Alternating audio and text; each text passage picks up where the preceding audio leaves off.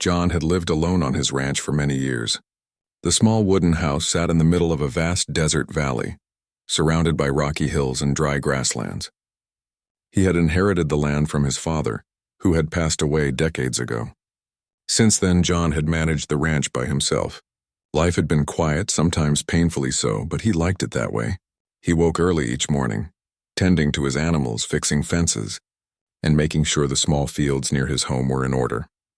One hot afternoon, as the sun blazed overhead, John noticed movement near the edge of the hills. At first he thought it was an animal, maybe a coyote or a deer, but as he watched more closely, he saw the figure of a young girl staggering across the rocky terrain. She appeared small and frail, with dark hair tangled and dusty from the desert. Her clothes were simple, and one leg dragged slightly as she walked. Concern grew in John's chest. Something was wrong. Without hesitation, John mounted his old horse and rode toward her. The girl saw him coming and tried to wave, but she stumbled and nearly fell. John jumped down and ran to her side. "Are you all right?" he asked in a calm voice. She shook her head, tears welling in her dark eyes. Her ankle was swollen and bent at an odd angle. She winced in pain as she tried to put weight on it. "Please, don't pull it," she whispered, her voice trembling. John frowned, unsure what she meant, but he knew he had to help her. He gently lifted her onto his horse, making sure she was steady, and guided the horse slowly back to his ranch.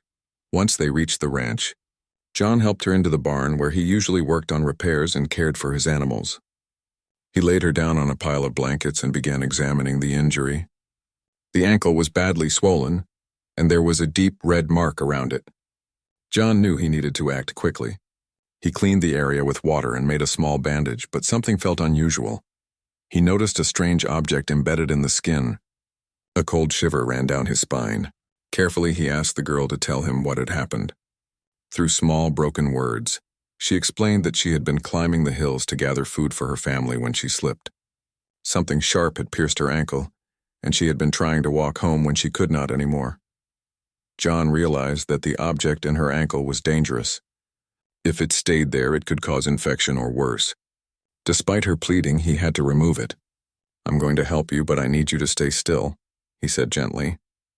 She looked at him with wide, fearful eyes, but nodded slightly, trusting him enough to let him try. John tied her leg with clean strips of cloth to stabilize it. Then he reached for a small tool from his kit, one he had used many times on animals and broken fences, never imagining he would need it on a human. He took a deep breath and began the careful process of removing the object. The moment he pulled, his heart sank. It was a jagged piece of metal, old and twisted, almost like it had been left behind from a long-forgotten fight. John remembered stories from his grandfather about conflicts in the area, where settlers and Apache warriors had clashed years ago. The thought that this small girl had been hurt by something so old and dangerous made his stomach turn. His blood ran cold. The girl gasped, and John spoke softly to her, trying to calm her. "It's all right, you're safe now," he said.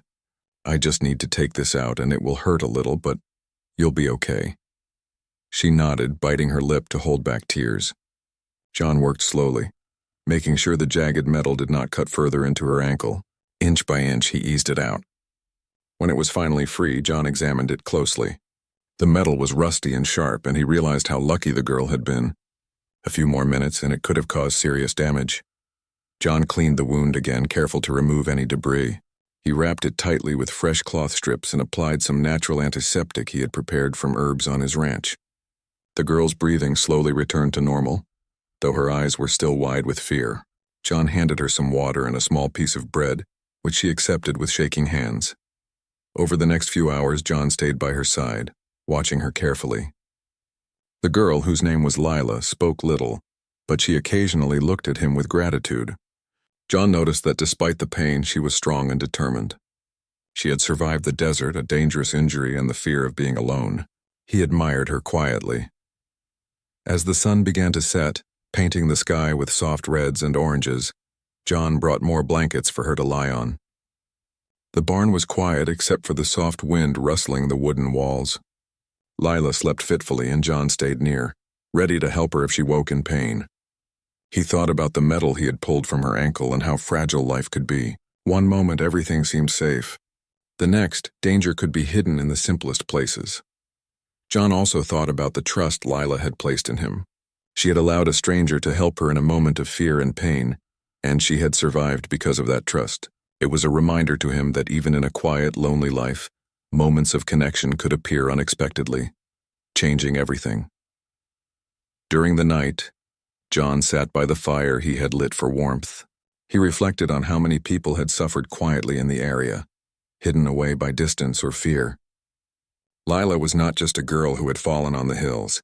She was part of a larger community that had lived through hardship and violence. He felt honored to have helped her, but also humbled by the responsibility that came with it. By morning, Lila woke slowly, her eyes clearer and less fearful. John helped her sit up, checking her ankle carefully. The swelling had gone down slightly and the bandages had stayed in place. She tried to move it gently and a small smile appeared on her face when she realized she could put weight on it with less pain.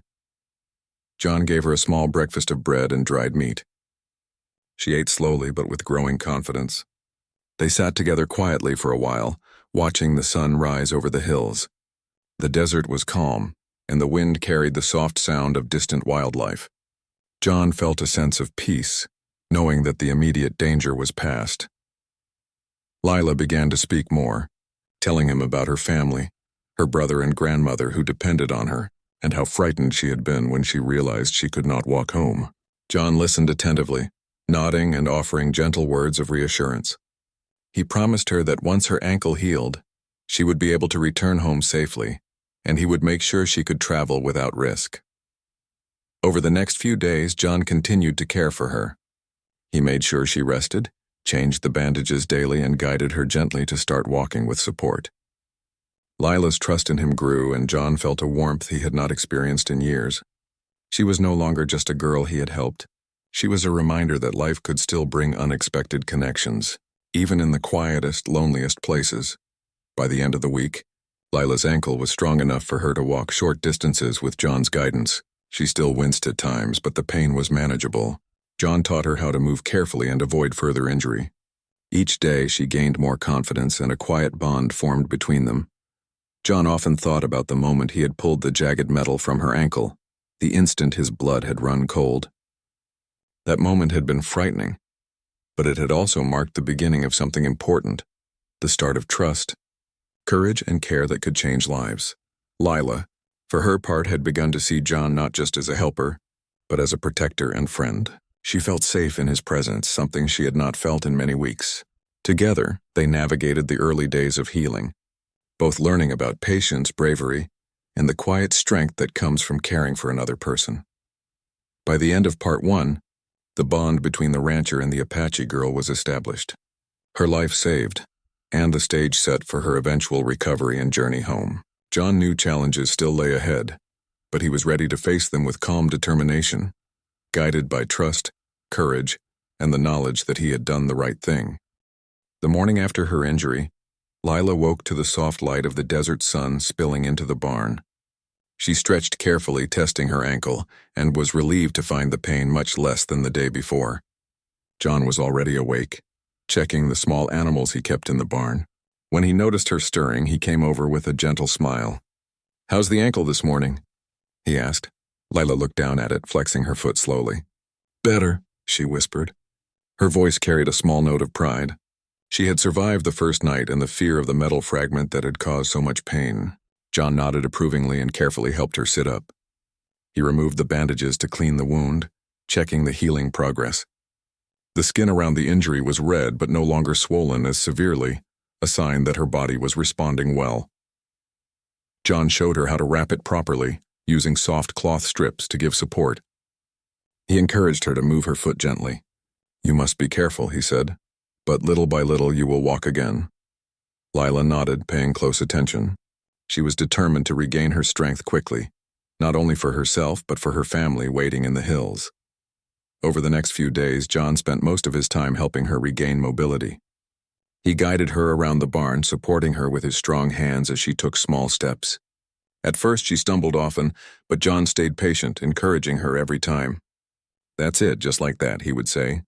"You're stronger than you think." As she walked, they talked quietly. Lila told John about her younger brother who always relied on her, and her grandmother who had raised her after her parents passed away. She shared stories about the hills, the animals, and the small Apache settlement nearby. John listened carefully, fascinated by her experiences and the way she described life in her community.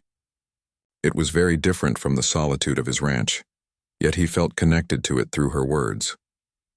One afternoon, John decided to take Lila outside to the garden near the house. He wanted her to enjoy fresh air and feel the strength in her legs while walking on solid ground. The garden was small but full of life, a few vegetables, herbs, and flowers he had nurtured over the years. Lila's eyes lit up as she touched the plants, amazed at their colors and scents. She paused to smell the flowers, a quiet smile spreading across her face. "See?" John said gently. "Your legs are strong enough to explore a little." She laughed softly, the sound brightening the quiet ranch. For the first time since her injury, she felt free, even if only for a short while. They spent the afternoon tending the garden together, moving slowly but enjoying each other's company. Word of John's care for Lila soon reached the nearby Apache settlement. A few days later, a small group of warriors arrived at the ranch. John felt a flicker of worry. He didn't know if they would see him as a threat or an ally, but as the men approached, he noticed their expressions were calm, even grateful. Lila had told them about the rancher who had saved her, and they had come to thank him personally. The warriors bowed slightly, speaking in their own language, and Lila translated. "He saved my life," she told them. "He helped me when I could not walk." John felt a deep sense of relief. His actions had not caused conflict.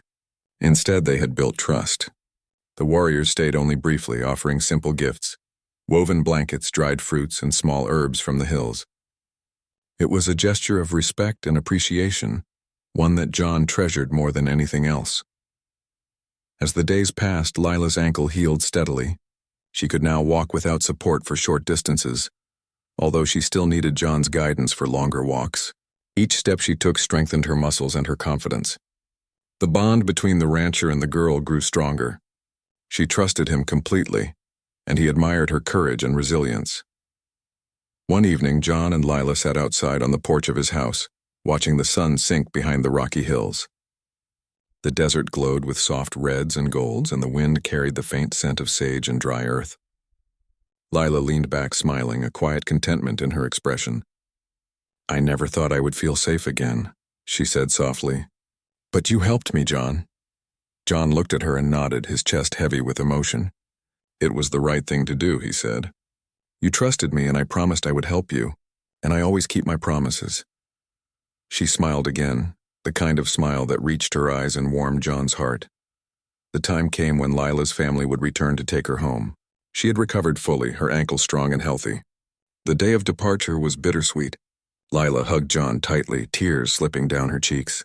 "Thank you for saving me," she whispered. "I will never forget you."